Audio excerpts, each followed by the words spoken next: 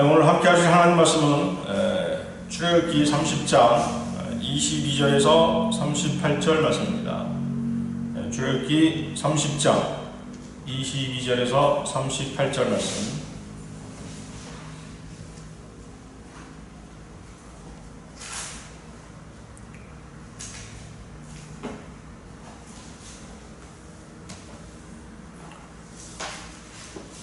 찾으셨으면 제가 받들어 읽겠습니다. 출애굽기 30장 22절에서 38절까지입니다.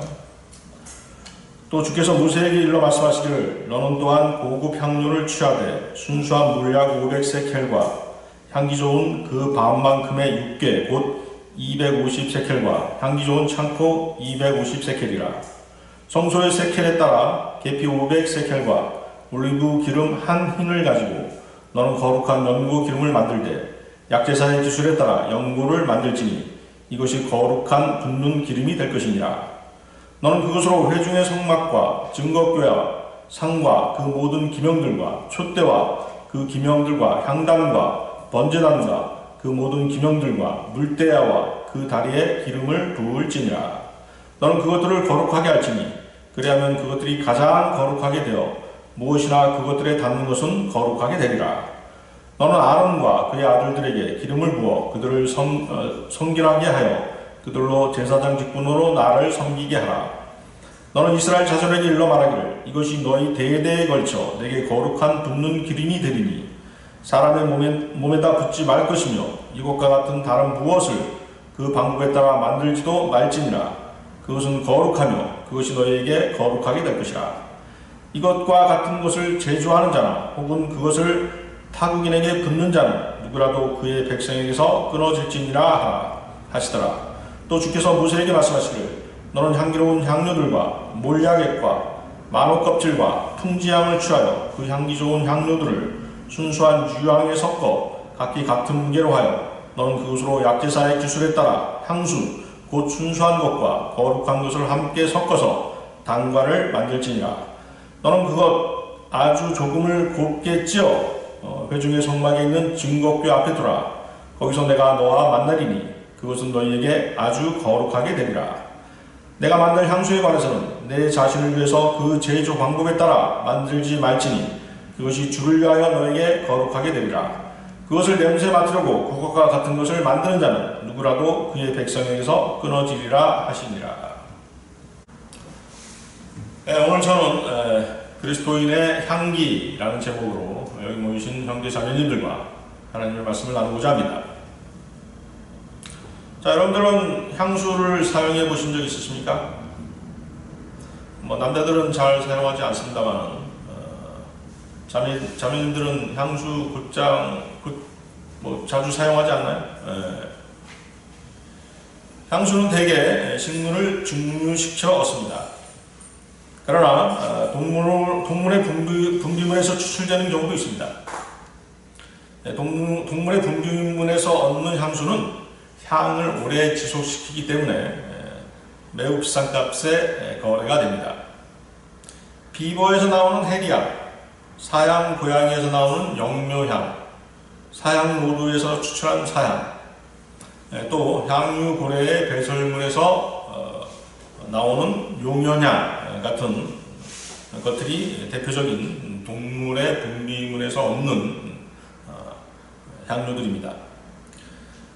또한 고급 향수는 100가지 이상의 재료를 혼합해서 만든다고 합니다.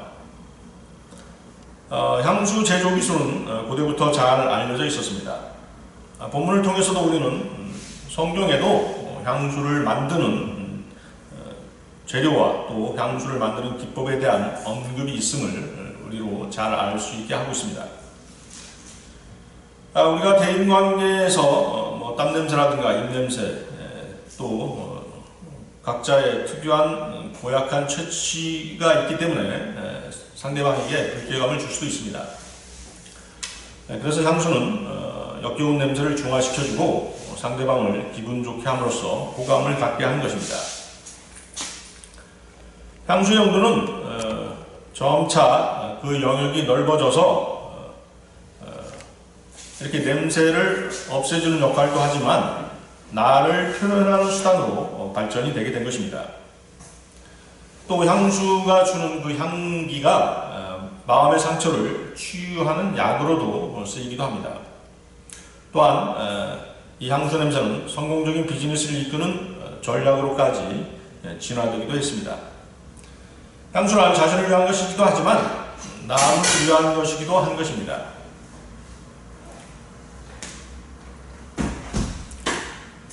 그리스도인들에게도 그리스도인으로서의 향기가 필요합니다. 그런데 그리스도인들의 향기는 하나님께서 좋아하시는 향기이어야 합니다. 하나님께서 좋아하시고 받으시는 향기가 있습니다. 또한 그 제조 기술과 쓰임새는 하나님께서 친히 알려주셨습니다. 그리스도인의 향기, 첫 번째는 기도의 향기입니다. 여러분들 그 출애굽기 30장 거기 30장 1절부터 10절 보십시오. 출애굽기 30장 1절부터 10절 말씀.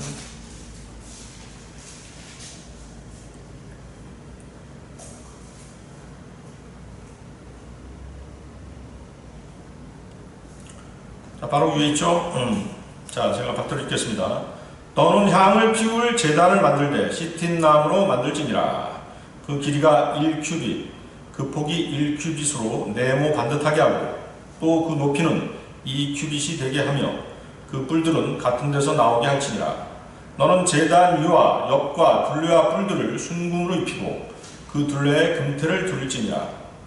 단의 태 아래 금고리 둘을 단의 양쪽 면 위 그 모서리 옆에 만들되 그 양쪽에다 만들지니 이는 제단을 매는 채를 넣을 곳이라.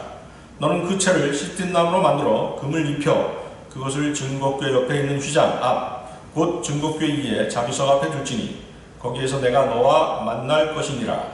아론은 매일 아침 그 위에서 향기로운 향을 사르되 등들을 손질할 때 그 위에다 향을 피울지니라.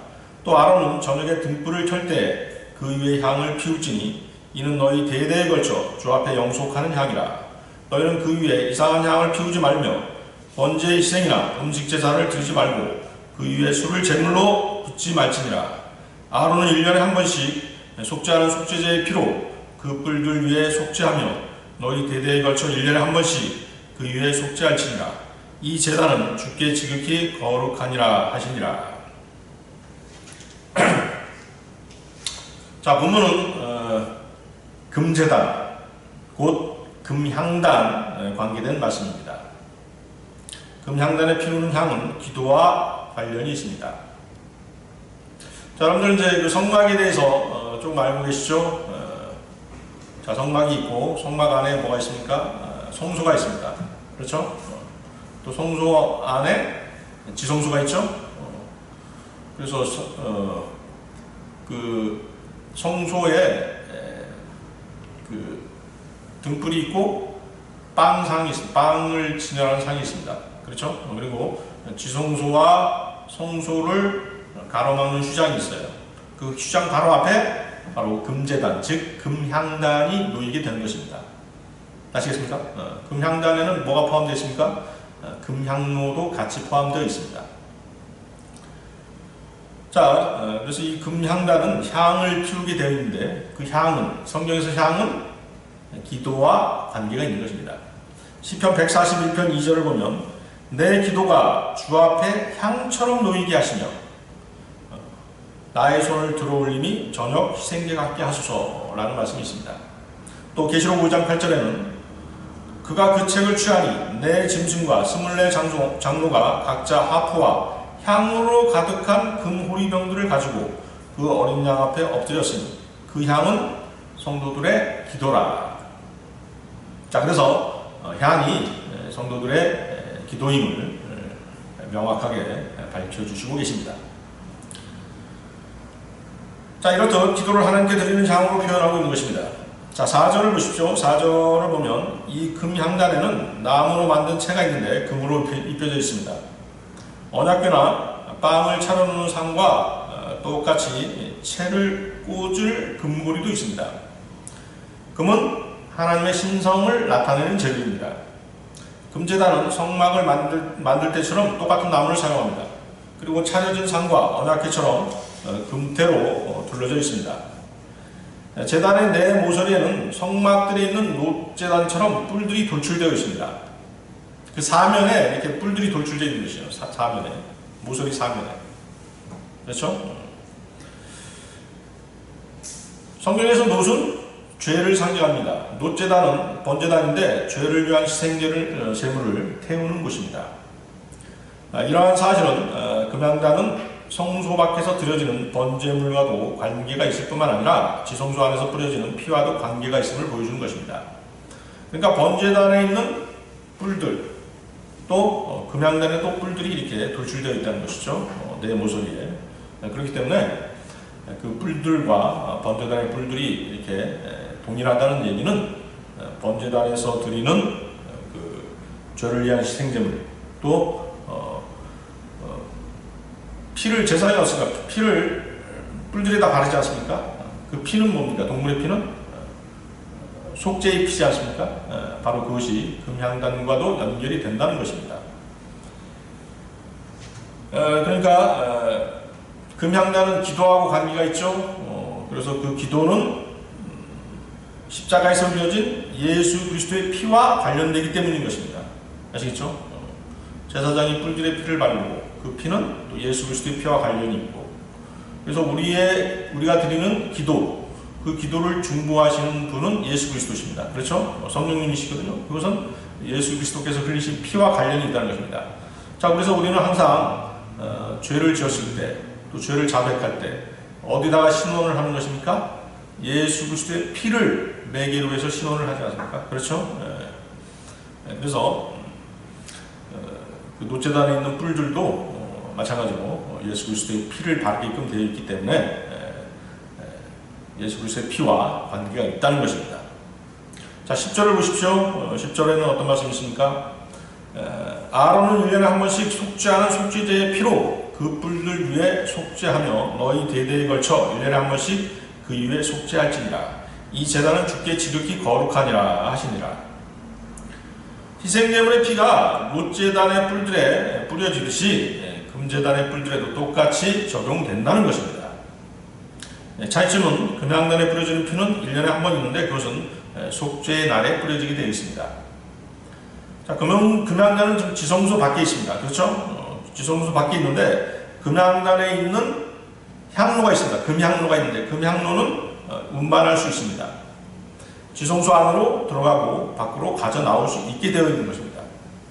히브리서 9장 4절은 지성소 안에 들어가 있는 금향로를 말씀하는 것입니다. 여러분들 여기 잡고 히브리서 9장 4절 잠깐 보십시오. 금향로가 지성소 안으로 들어가죠.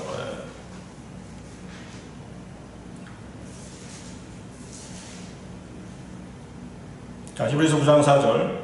거기에는 금향로와, 그렇죠? 금향로와 전체를 금으로 싼 언약궤가 있었고 그 안에는 만나를 담은 금 항아리와 아론의 쌍난 지팡이와 언약의 돌판들이 있었더라.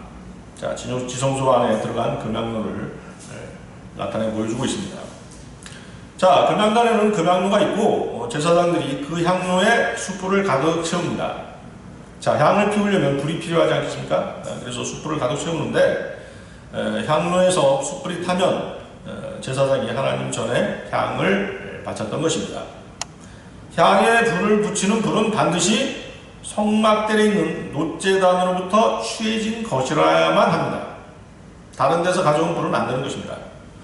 놋제단의 불이 아닌 것은 다른 불이었고 하나님께서 받으시는 불이 아닙니다. 자, 여러분들 또 다시 레위기 한번 보십시오. 레위기 10장 1절 2절 말씀입니다. 자, 출애굽기 30장을 잡고 레위기 10장 1절 2절 말씀 보십시오.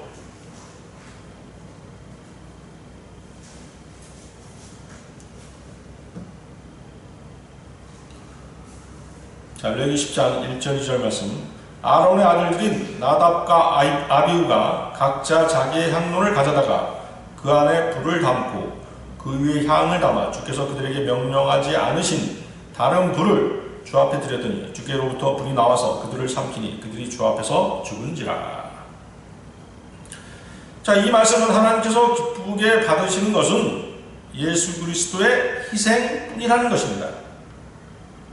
놋제단에서 태워지는 죄의 희생제물은 어린 양이신 예수 그리스도의 예표가 됩니다. 그렇죠? 하늘로부터 어린 양에게 떨어지는 하나님의 진노의 불만이 하나님께 드리는 제물을 불사를 수 있는 것입니다. 하나님을 기쁘시게 하는 실제적인 중보기도는 갈보리 십자가에서 흘려주신 예수 그리스도의 피와 관련된 것이어야 한다는 것입니다. 따라서 예수 그리스도를 예표하는 희생제물들은 하나님의 진노의 불만이 그 희생제물을 태울 수 있는 것입니다.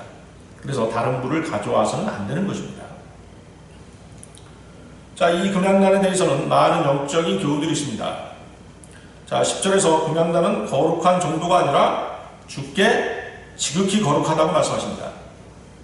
그래서 이 제단은 지성소와 관계가 있습니다. 지성소는 성막의 내부에 위치하는 거룩한 곳입니다. 성도의 마음속 깊은 곳에서 우러나오는 참된 기도는 하나님 앞에 기억함이 되는 것입니다.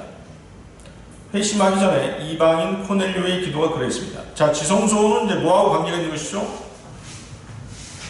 영혼 육에서 어디하고 관계가 있는 것이에요? 영하고 관계가 있는 것이죠. 그렇죠? 자, 여러분들 그 성막을 한번 생각해 보세요. 영혼 육을 상징하는 것이죠. 지성소가 영, 성소가 혼이죠. 그렇죠?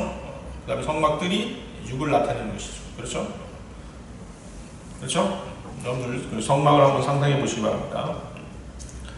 자, 고넬료는 어떤 기도를 했습니까? 사도행전 10장 2절을 보면 그는 경건한 사람으로 온 집안과 더불어 하나님을 두려워하고 백성을 많이 구제하며 하나님께 항상 기도하더라. 그는 예수 그리스도를 알지 못했어요. 복음을 듣지 못했던 것이죠.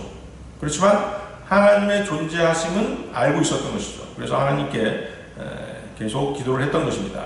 또 착하게 살려고 또 많은 구제도 하고 자선도 베풀고 했던 것이죠. 그런 고넬료의 기도가 하나님께 상달되어서 자, 누가 찾아갔던 것이죠? 베드로로 하여금 고넬료에게 그 복음이 전해졌던 것입니다. 하나님께서는 바로 이런 사람들을 찾고 계신 것입니다. 따라서 참된 기도는 이렇듯 복음을 들을 수 있는 기회를 가져다 주는 것입니다. 참된 기도는 또 치유를 가져다 줍니다. 참된 기도는 부흥을 가져오고 빛을 가져다 주고 고넬료처럼 구원을 가져다 줍니다. 참된 기도는 역경을 이기게 해주고 부활을 가져다 주고 도움을 주며 고난으로부터 구출해 주는 것입니다. 자, 두 번째, 하나님께서는 거기 출애굽기 30장 6절에서 이 금향단에 대해서 그것을 증거궤 옆에 있는 휘장 앞, 곧 증거궤 위에 자기석 앞에 둘지니 거기에서 내가 너와 만날 것이니라고 하십니다. 그러니까 지성소와 성소를 나누는 것은 무엇이었죠? 휘장이었죠? 휘장입니다. 그렇죠? 예수 그리스도께서 십자가에 못 박혀 돌아가셨을 때 어떻습니까? 그 휘장이 둘로 갈라지지 않습니까? 그렇죠? 위에서부터 아래로 찢어지면서 휘장이 열리죠? 그 휘장 바로 앞에 그 금향단이 있었던 것입니다. 거기서 이제 하나님께서 내가 너와 거기서 만날 것이다 라고 말씀하시는 것입니다. 하나님께서는 우리가 기도 드릴 때 우리와 만나 주신다는 것입니다. 하나님께서는 성막문에서 모세와 이스라엘 자손들과 만나고 성막문에서 모세에게 말씀하신 것과 똑같이 우리가 기도를 통해서 만나고 또 기도를 통해서 주님과 대화를 나눌 수 있다는 것입니다. 교제를 나눌 수 있다는 것입니다.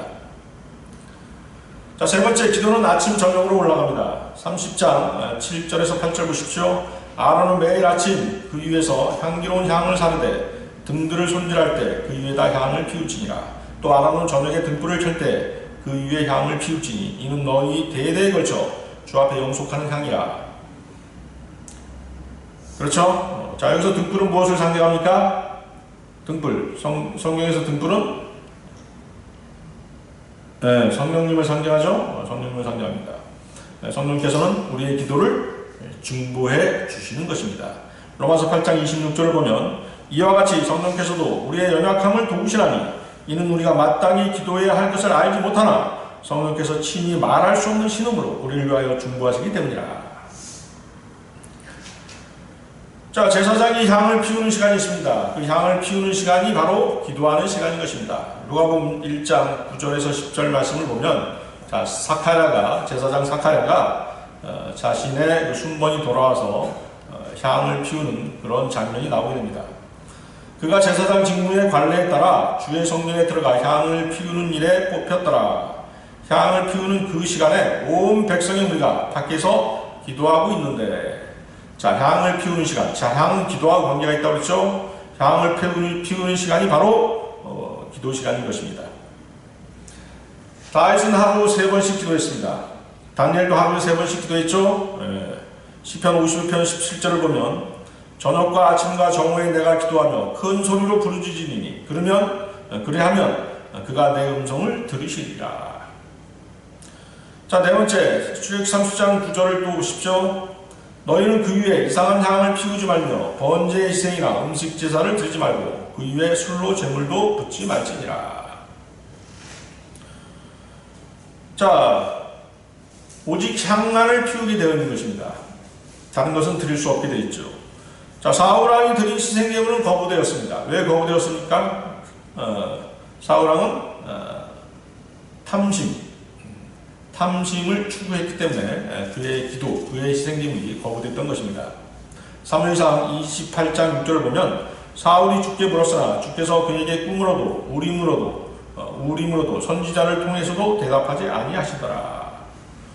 탐심을 가진 마음, 죄악된 마음으로 드리는 기도는 하나님께서 받으시지 않으시는 것입니다. 응답하지 않으십니다. 자, 그런데 다윗의 기도는 희생제물이 없었음에도 불구하고 응답되었습니다. 통회하는 마음에서 나오는 진실한 간구, 진실한 기도는 하나님께서 들어주시는 것입니다. 이사야서 66장 2절을 보면 그러나 이러한 사람은 내가 보살피리니 곧 영이 가난하고 통회하고 내 말에 떠는 자라. 그렇죠? 우리가 진실한 마음으로, 통회하는 마음으로 주님의 말씀, 주님을 두려워하는 마음으로 기도를 했을 때 하나님께서는 그 기도를 들으시는 것입니다. 아시겠죠?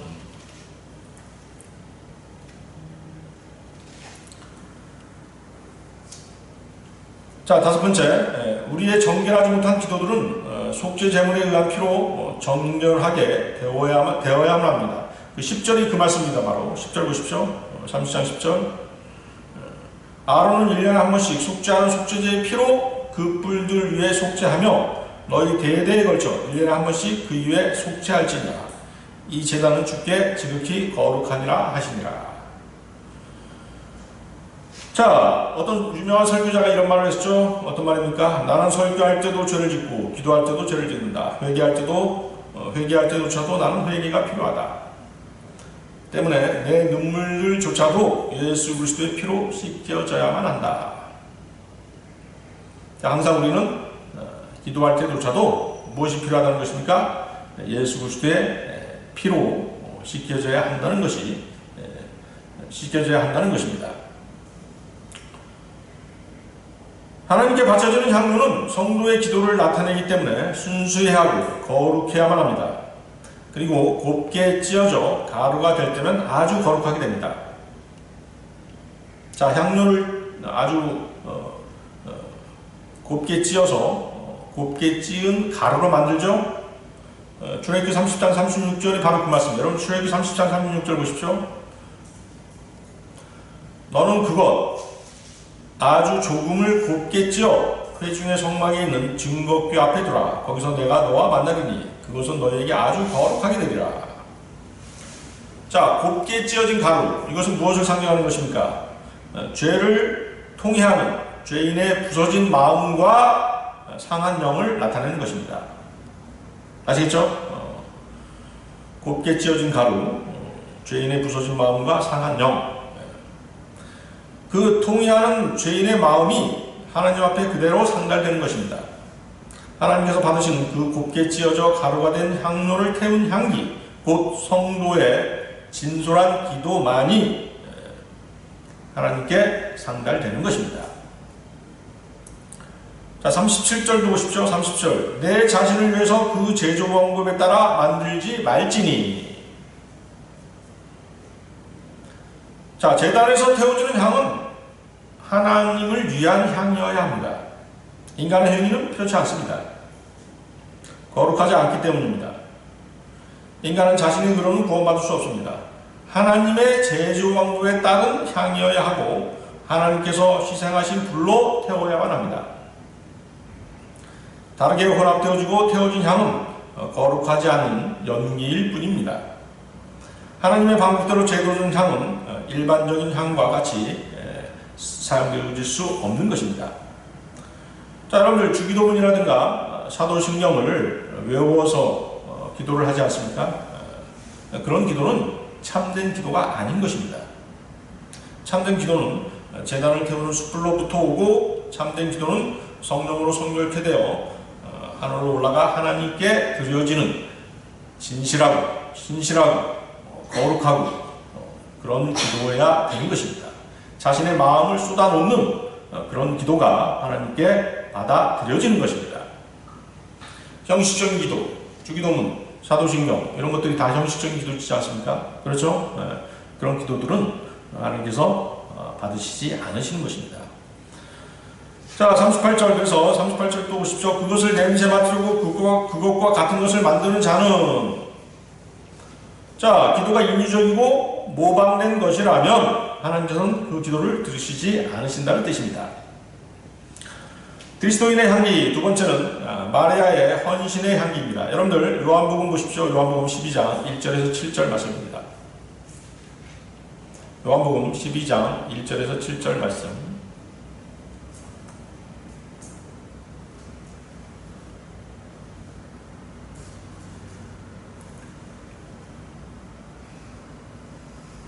찾으셨습니까? 요한복음 12장 1절에서 7절 말씀.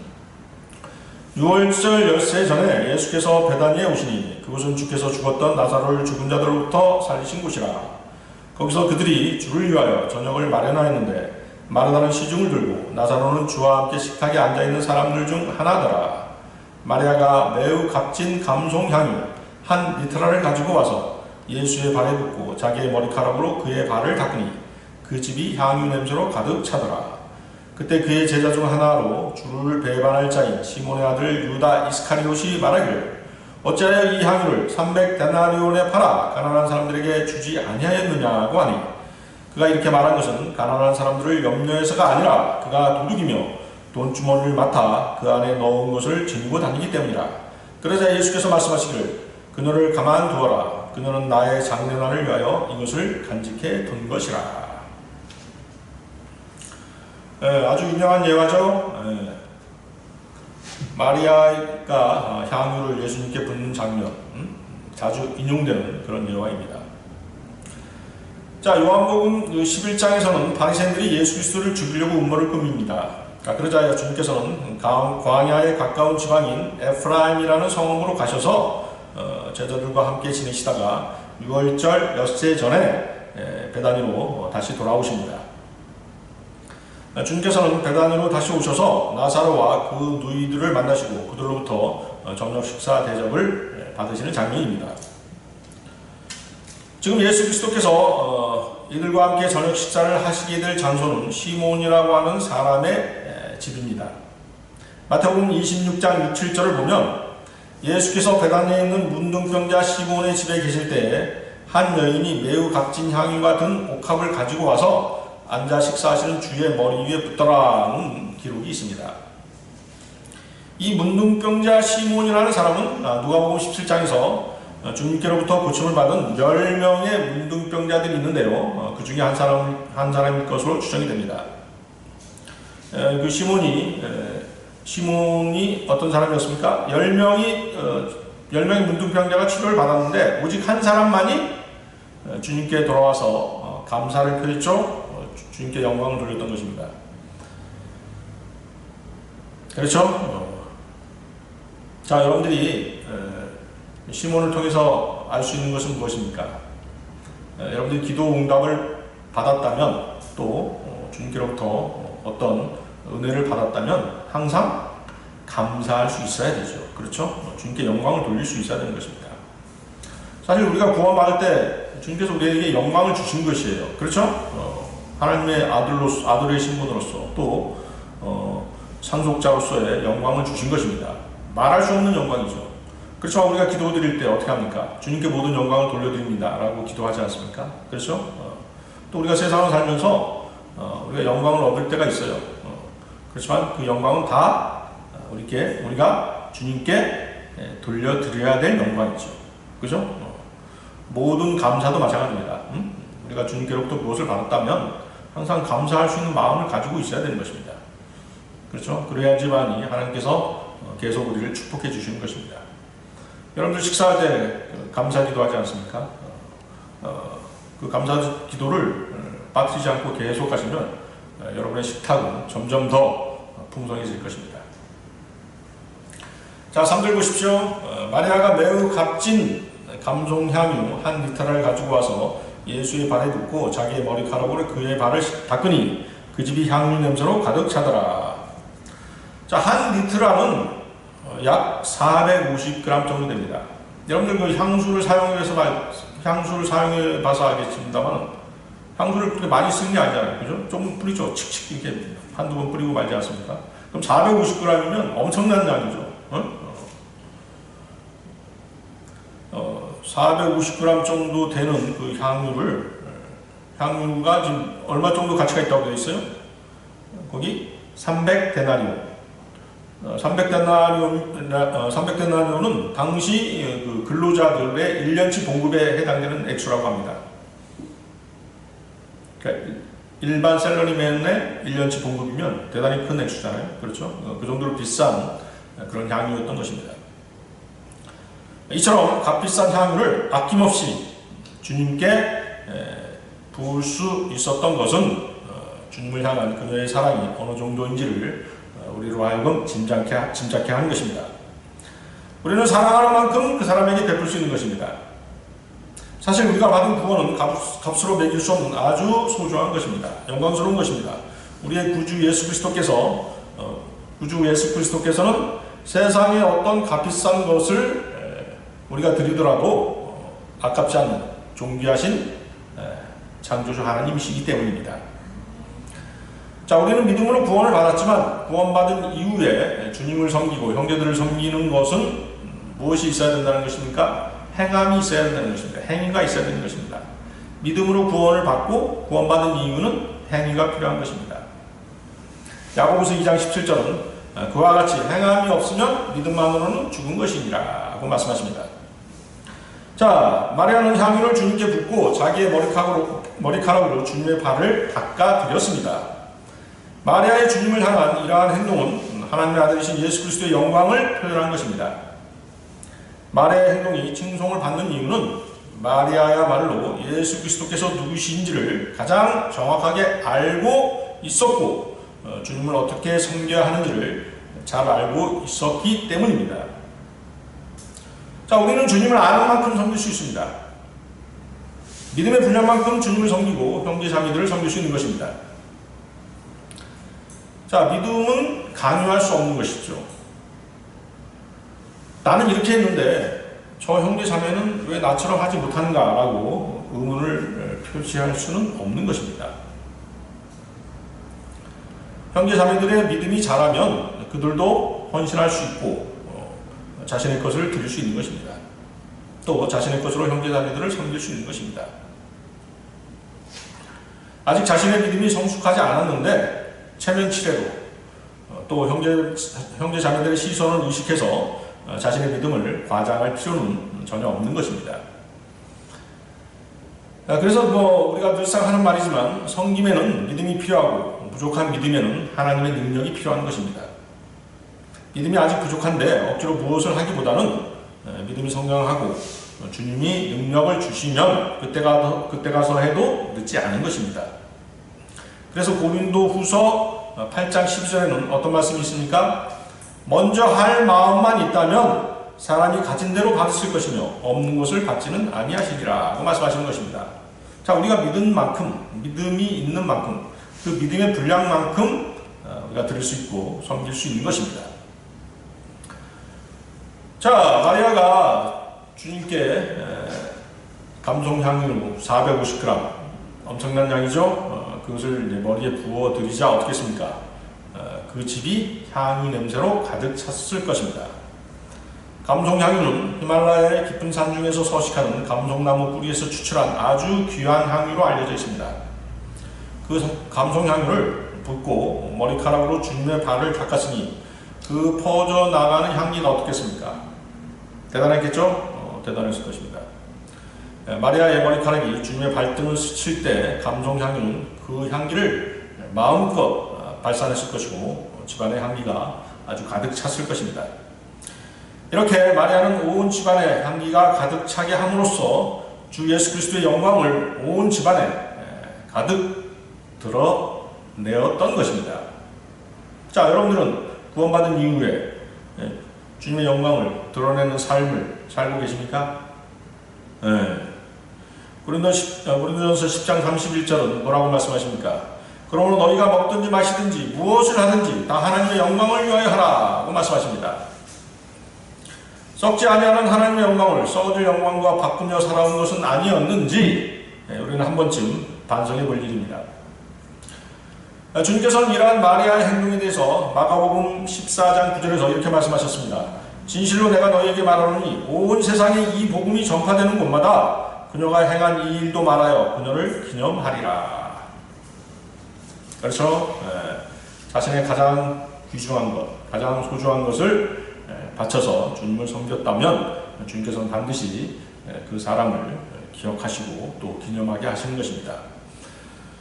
자, 그런데 다시 4, 5절을 보십시오. 거기 그때 그의 제자 중 하나로 주를 배반할 자인 시몬의 아들 유다 이스카리옷이 말하기를 어찌하여 이 향유를 300데나리온에 팔아 가난한 사람들에게 주지 아니하였냐고 하니. 자, 주님을 위한 마리아의 뜨거운 헌신과 모든 것을 다 바쳐서 드리는 경배가 마귀의 반대에 부딪히는 것을 우리는 보고 있는 것입니다. 주님의 존귀하심과 영광이 가득 차는 모습을 마귀는 시기하는 것입니다. 잠언 27장 4절에 이런 말씀 있죠. 진노는 잔인하고 성냄은 사나우나 시기 앞에 누가 설 수 있으리요. 어떤 사람이 여러분을 시기한다면 여러분은 그 자리에서 바로 피하는 게 좋습니다. 아시겠습니까? 시기 앞에 누가 설 수 있으리요. 자, 그 시기심은 마귀에게서 나온 것입니다. 그 사람하고 같이 교제할 수 없겠죠. 주님을 위해 헌신하기로 작정하고 행동에 옮기는 순간 마귀는 곧바로 앞을 가로막으면서 방해하는 것입니다. 유다 이스카리옷, 그는 마귀였습니다. 그렇죠? 요한복음 6장 71절에서 예수님께서 뭐라고 말씀하셨습니까? 내가 너희 12를 택하지 아니하였느냐? 그러나 너희 중에 하나는 마귀니라. 자, 그 말을 누구를 향해서 하신 말씀입니까? 바로 시몬의 아들 유다 이스카리옷에 대해서 말씀하신 것입니다. 자, 유다 이스카리옷은 결국 어떻게 했습니까? 주님을 배반했습니다. 주님을 팔아먹었죠? 주님의 사랑을 깨닫고 주님을 위해 무엇인가를 해보려고 마음 먹으면 반드시 마귀는 트집을 잡고 방해를 하는 것입니다.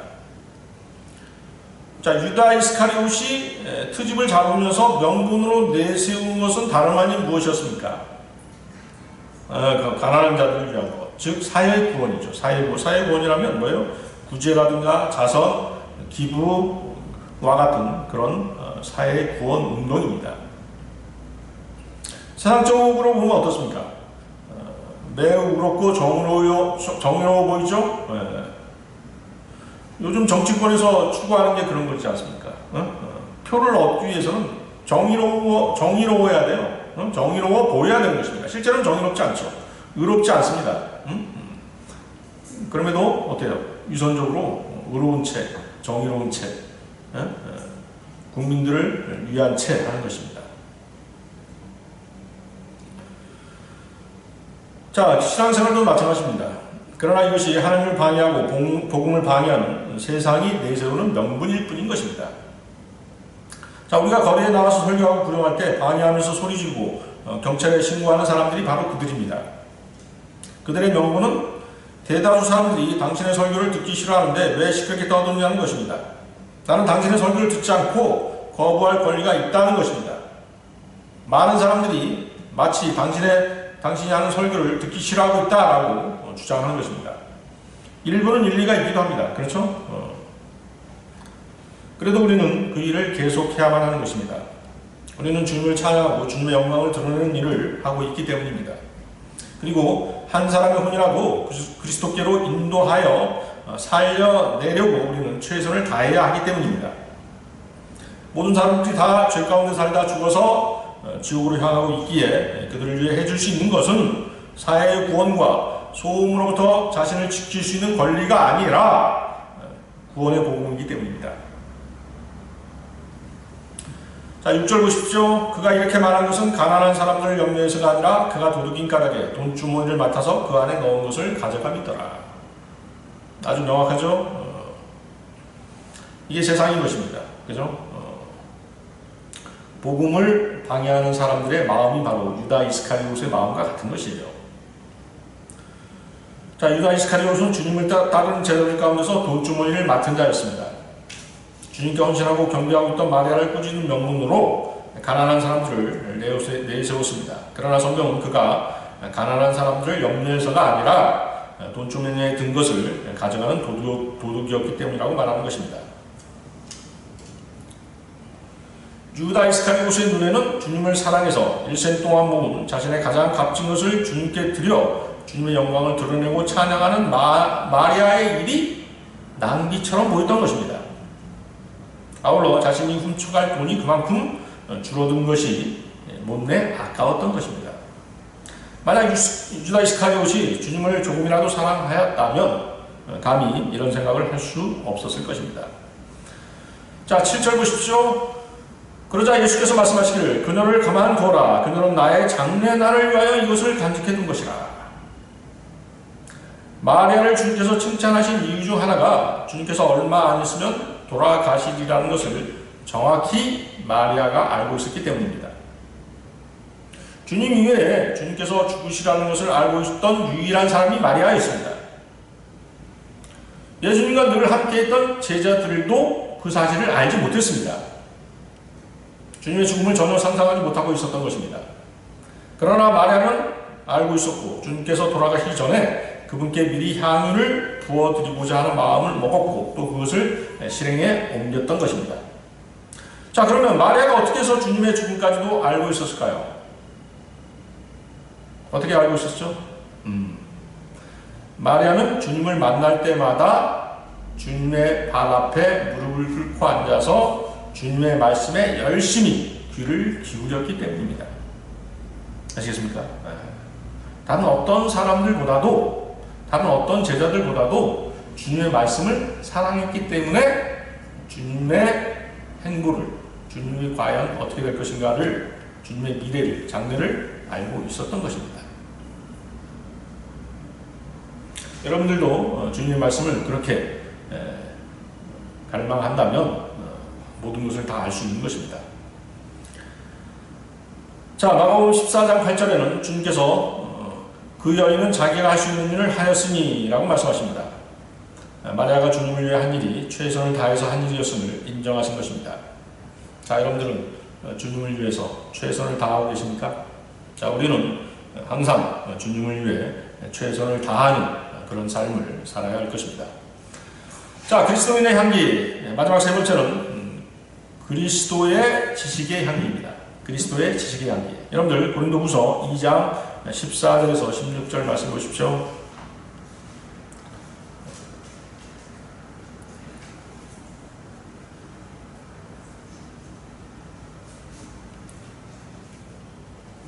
고린도후서 2장 14절에서 16절 말씀. 항상 우리를 그리스도 안에서 승리하게 하시고 또 어느 곳에서나 우리로 하여금 그분에 관한 지식의 향기를 나타나게 하시는 하나님께 이제 감사하노라. 이는 우리가 구원받은 사람들에게나 멸망하는 사람들에게나 하나님 앞에서는 그리스도의 향기이기 때문이라. 정녕 이 사람들에게는 사망에 이르는 사망의 향기이나 저 사람들에게는 생명에 이르는 생명의 향기라. 누가 이런 일들을 원만히 감당하겠느냐. 주님께서는 승리를 약속하고 계십니다. 주님께서 주시는 모든 승리는 예수 그리스도 안에서 주실 것이라고 말씀하십니다. 그리스도인은 스스로의 힘으로 승리를 쟁취할 수 없습니다. 자신의 힘과 지혜와 능력으로 승리할 수 있다고 믿는다면 그는 여러 어리석은 사람들 중에 한 사람일 것입니다. 모든 면에서 주님을 의지하지 않고 신뢰하지 않는다면 믿음이 왜 필요하겠습니까? 에베소서 6장 10절에는 끝으로 나의 형제들아 주 안에서와 그의 힘의 능력 안에서 강건하라고 말씀하십니다. 그리스도인이 자신의 힘과 지혜와 능력으로 승리했다면 그 영광을 누구에게 돌릴 것입니까? 우리가 세상과 육신과 마귀와의 영적 전쟁에서 승리할 수 있는 근거는 우리가 주님의 위대하신 이름과 보혈의 능력으로 구원을 받았기 때문이고 주님의 이름과 보혈의 능력을 의지했기 때문입니다. 우리의 능력으로 또 핵으로 구원을 받은 것이 아니기에 신앙생활 역시 매사에 주님의 힘의 능력에 의지하라는 것이 주님의 뜻인 것입니다. 자신의 능력으로 한두 번 승리할 수 있을지도 모릅니다. 하지만 계속되는 영적 전쟁에서의 지속적인 승리는 주님을 의지하지 않고서는 할 수 없는 것입니다. 주님은 우리에게 승리를 주실 뿐만 아니라 우리를 통해 다른 사람들에게 주님이 어떠하신 분인가를 알리시기를 원하십니다. 자, 본문을 보십시오. 본문. 또 어느 곳에서나 우리로 하여금 그분에 관한 지식의 향기를 나타나게 하시는 이 말씀이 바로 그것입니다. 그래서 우리는 그리스도의 대사로 부르심을 받은 것입니다. 자, 여러분들 여기 잡고 고린도후서 5장 보십시오. 5장 18, 19절. 주님께서 우리에게 주신 직분이 있죠? 고린도후서 5장 18, 19절입니다.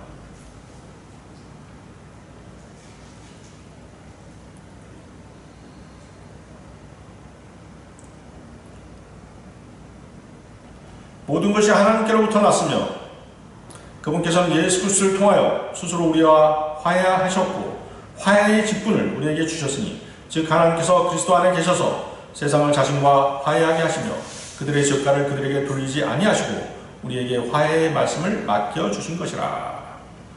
자, 우리의 직분은 바로 무엇입니까? 화해의 직분, 화해의 말씀을 맡은 것입니다. 따라서 우리는 어디에 가든지 복음을 증거해야 합니다. 말씀을 직접 증거하지 못하더라도 전도지를 나눠주고 그들로 하여금 예수 그리스도가 어떤 분인지 알게 해야 하는 것입니다. 우리가 복음을 전하는 일을 소홀히 한다면 주님이 주신 직분을 소홀히 하는 것입니다. 우리에게 고귀한 직분을 주신 분을 무시하는 것입니다. 자, 여러분이 어느 여러분이 직장 생활을 해본 사람들도 있을 것입니다. 어떤 직장에 취업해서 일한다고 가정해 보십시오. 자, 회사 일이 주어졌는데도 열심히 성실히 수행하지 못한다면 그 회사의 사장이 월급을 주고 싶겠습니까? 또 주위의 직장 동료들도 눈치를 줄 것은 뻔한 일입니다. 본문 14절 16절의 향기, 세이보어는 음식의 맛만을 말하는 것이 아니라 사물의 냄새를 나타내는 단어입니다. 그렇죠? 고린도후서 14, 16절에 나와 있는 그 향기, 세이보죠? 세이보. 자, 여러분들 여기 잡고 또 저기 보세요. 창세기 한번 보십시오. 창세기 8장 21절 보십시오.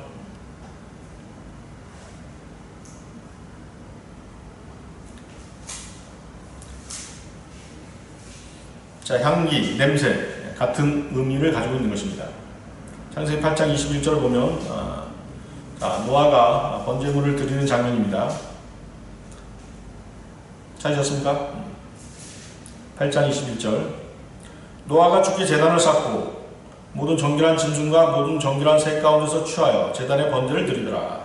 주께서 그 향기를 맡으시고 주께서 그 마음속으로 말씀하시기를 내가 다시는 사람으로 인하여 땅을 저주하지 않으리니 이는 사람의 마음의 상상이 어려서부터 악함이라. 내가 다시는 내가 행한 것과 같이 살아있는 모든 것을 죽이지 아니하리라.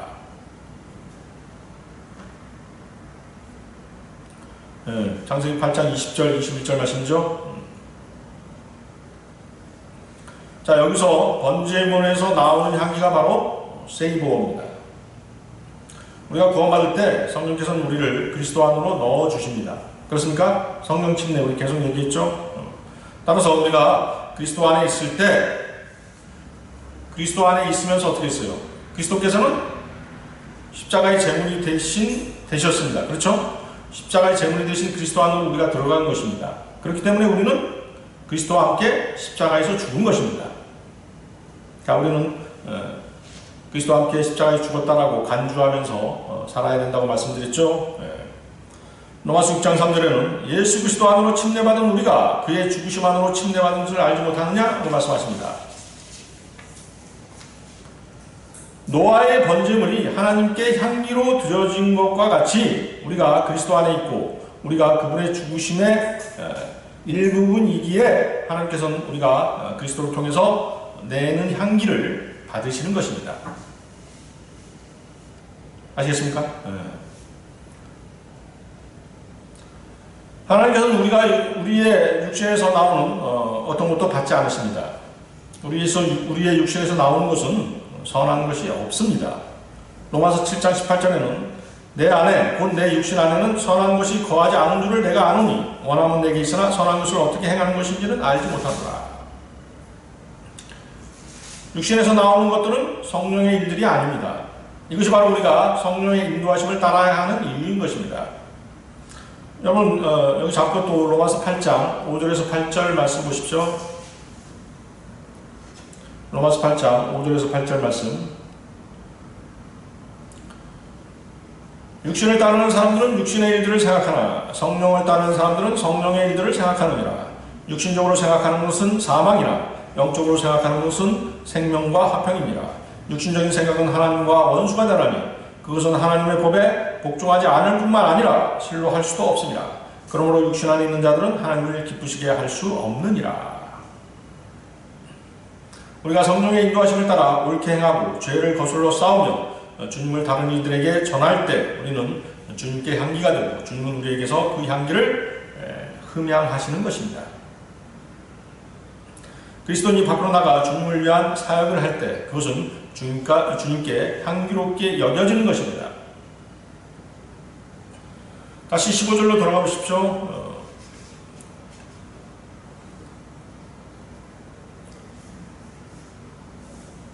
고린도후서 2장 15절. 이는 우리가 구원받은 사람들에게나 멸망하는 사람들에게나 하나님 앞에서는 그리스도의 향기이기 때문이라.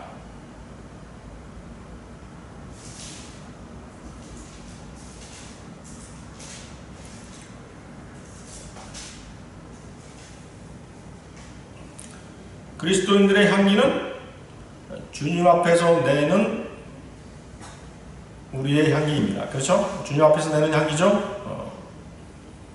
노아가 드린 번제물의 향기가 오직 주님을 위한 향기인 것 같이 우리의 향기 역시 주님을 위한 것입니다. 세상 사람들은 이 향기를 맡을 수도 느낄 수도 없습니다. 오히려 그들은 그것을 악취로 여깁니다. 이스라엘의 진영 밖에서 번제물로 드려진 황소의 부산물을 태우면 어떻습니까? 그 태우는 냄새를 맡은 세상 사람들은 그것을 악취로 여길 것입니다. 그리스도인이 주님께 올바른 방법으로 그리고 올바른 동기로 드리는 예배나 사역은 그 냄새가 구원받은 사람들과 멸망하는 세상 사람들에게는 각기 다르게 여겨질 수밖에 없는 것입니다. 허물과 죄들 가운데서 죽은 세상 죄인들에게는 그리스도를 위해 행해지는 일들이 사망의 악취로 여겨지는 것입니다. 그래서 그들은 우리가 거리에서 설교하고 구령하면 그것을 못 견뎌하는 것입니다. 소리를 지르고 경찰에 신고하고 심지어 욕을 하고 협박까지 하는 것입니다. 자, 우리가 믿음의 선배들처럼 신실한 삶을 살려고 한다면 세상 사람들에게는 그것이 지독한 악취로 여겨진다는 것입니다. 구원받지 못한 세상 사람들은 여러분을 못 견뎌하기에 시시콜콜 시비를 걸고 트집을 잡으려고 하는 것입니다. 따라서 그리스도인은 세상 사람들에게 악취를 내는 사람으로 여겨지는 것입니다. 주위의 형제자매들이 주님을 위해 살아가는 것을 한번 보십시오. 주님 복음을 전하고 거리에 나가 설교하고 구경하고 교회에서 형제자매들을 섬기는 그런 일들이 바로 생명의 향기인 것입니다. 우리가 전하는 복음을 받아들이는 사람에게는 생명의 향기가 될 것이지만 거부하는 사람들에게는 사망의 향기가 될 것입니다. 그래서 16절 뭐라고 말씀하십니까? 누가 이런 일들을 원만히 감당하겠느냐? 우리가 주님께서 값없이 주신 은혜로 구원받지 않았다면 이런 일들을 할 수 없었을 것입니다. 주님의 십자가에서의 고난을 우리가 생각하지 않는다면 이런 일들을 할 수 없을 것입니다. 우리가 고난받은 우리가 구원받은 그 구원이 하나님께서 친히 육신을 입고 이 땅에 오셔서 십자가에서 찢긴 그 보혈의 공로이기 때문에 우리는 이 일들을 담담히 또 원만히 감당하는 것입니다. 또 감당해야 되는 것입니다. 갈라디아서 1장 10절에는 내가 이제 사람들에게 호감을 사랴 아니면 하나님께 사랴 아니면 내가 사람들을 기쁘게 하려고 하겠느냐 내가 아직도 사람들을 기쁘게 하려고 한다면 나는 그리스도의 종이 아니니라. 자, 우리는 하나님만을 기쁘게 하는 그런 삶을 살아야 되는 것입니다. 자, 우리는 오직 우리를 위해 십자가에서 몸이 찢기신 주님을 위해 사는 삶을 살아야 합니다. 그것이 주님께서 기뻐 받으시고 흠양하시는 향기로운 삶을 사는 것입니다. 자, 오늘 설교의 결론입니다. 자, 향수에는 여러 종류가 있습니다. 그렇습니까? 자매들은 향수 많이 써보셨잖아요. 일반적으로 향에 의해 분류하는 걸로 알고 있습니다. 그런데 고급 향수는 그 향기가 지속적으로 발산되는 정도로 분류하기도 합니다. 향수는 뿌리는 시간이 지날수록 향기의 느낌이 변합니다. 향은 처음 발랐을 때 향기인 탑노트, 조금씩 변화되는 미들노트, 마지막까지 은은하게 유지되는 베이스 노트, 이렇게 3단계로 나뉜다고 합니다. 향수를 고를 땐 처음 뿌릴 때의 향보다는 첫 향이 날아간 이후에 잔향을 고려해야 한다는 것입니다. 이 얘기는 아마도 향기가 은은하게 계속 지속되는 향수가 가장 좋은 향수라는 의미입니다. 그러면 그리스도인이 주님께서 기뻐 흠양하시는 오래 지속되는 향을 지닌 삶을 살자면 과연 우리는 어떻게 해야 될 것인가 하는 것입니다. 그것은 마리아가 자신의 가장 소중한 옥합을 깨뜨려서 감송향유를 주님께 부어드렸듯이 우리를 깨뜨리는 삶을 사는 것이 바로 그리스도의 향기를 계속 발산하는 삶입니다. 아무리 좋은 향을 지닌 향유가 있다고 하더라도 옥합을 열거나 깨뜨려서 그 향기를 맡게 하지 않는다면 아무 쓸모가 없을 것입니다. 그 옥합을 깨뜨리는 삶을 마리아가 보여주었고 또 주님께서 주님의 몸이 십자가의 고난을 통해 몸이 찢기심으로 우리를 위해 옥합을 깨뜨리는 모범을 보여주셨던 것입니다. 여러분들이 구원받아서 여러분 안에 그리스도께서 계시다는 사실을 알고 있다면, 다시 말해서 그리스도를 소유하고 있다면 여러분의 몸은 세상에서 가장 좋은 향유를 가지고 있는 것입니다. 그렇습니까? 여러분 안에 그리스도가 계시다는 걸 알고 계십니까? 믿고 있습니까? 그렇다면 여러분 안에 가장 좋은 향유를 지금 지니고 계신 것이에요. 이제 여러분은 그 옥합을 여러분을 깨뜨려서 그리스도의 향을 내뿜으시면 되는 것입니다. 네, 다 같이 기도하시겠습니다.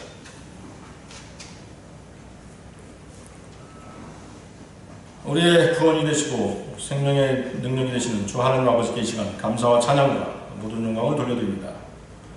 저희들 오늘 이 시간 그리스도인의 향기라는 주제로 하나님의 말씀을 나누었습니다. 주님께서는 갈보리 십자가에 설리신 보혈로 우리를 구원하여 주시고 우리 안에 거처를 정하셨습니다. 저희들 이제 우리 안에 계셔서 우리의 모든 삶을 인도하시고 영원한 생명의 향기를 주시는 주님의 뜻을 따라 사는 삶을 살고자 합니다. 저희들 주님만으로 만족하게 하시고 언제 어디서나 주님의 지식의 향기를 내뿜는 삶을 살도록 생을 인도하여 주시옵소서. 오늘 이 자리에 모인 저희의 지혜와 육신을 신뢰하지 아니하고 주님의 의와 지혜와 은혜를 힘입어 나아가고자 합니다. 주님께서 그 길을 인도하여 주셨고 그 길을 평탄케 하여 주시옵소서. 저희들이 바라는 기도 제목들이 있습니다. 주님께 올려드리는 향기로운 기도의 제물들을 흠양하시고 저희의 기도와 간구를 들어주셔서 저희가 힘을 얻고 더욱더 주님을 열심히 섬길 수 있게 도와주시옵소서. 이 모든 기도 곧 다시 오셔서 우리를 부르실 주 예수 그리스도의 이름으로 기도드렸습니다.